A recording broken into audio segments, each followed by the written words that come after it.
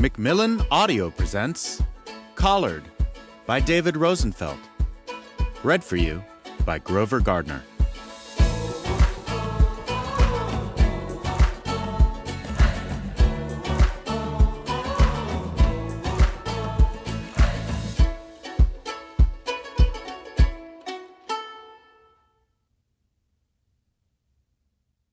This would not let her come to terms with what she had done, though that had long ago ceased to be a goal. This act today could never erase her actions. Nothing could. But this was the right thing to do, and she had been planning it for a long time, since that day 3 years ago. She was 36 years old, but it felt like those 3 years had consumed half of her life. No, getting rid of the guilt was not going to happen. This might ease the pain some, but it would never entirely go away, not even close.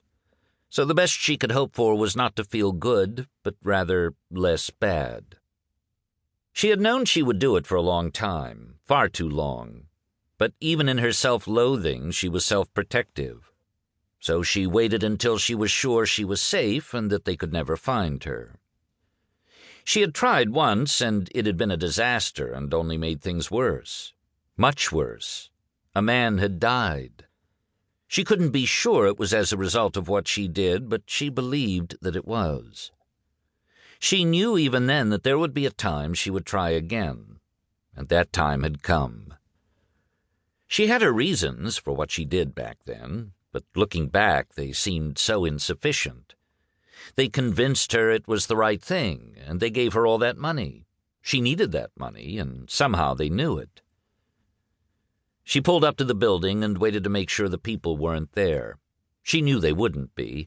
She had patiently observed their arrival every day for a week. They would pull up in 20 minutes sharp. They were very punctual that way. That was why she chose this time to arrive. This way he would be outside and unprotected for only a short time. She turned off the car and got out and then opened the rear passenger door. The border collie perked up. He just figured he was going for a walk. Which he was, in a way.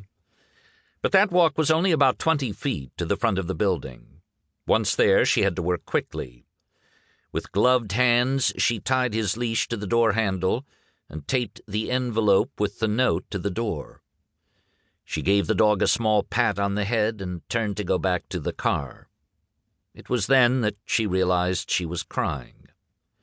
It did not surprise her. The woman made the mistake of looking to her left, toward the gas station convenience store. She saw a man watching her through the window, and then she quickly turned away. She doubted he could recognize her or identify her from that brief moment, but either way there was nothing she could do about it. She got in the car and pulled away, not looking back at the dog. By now she was sobbing. So much so that it was hard for her to drive. But it was over now, out of her hands. They would do what they would do, and she would be alone with her pain.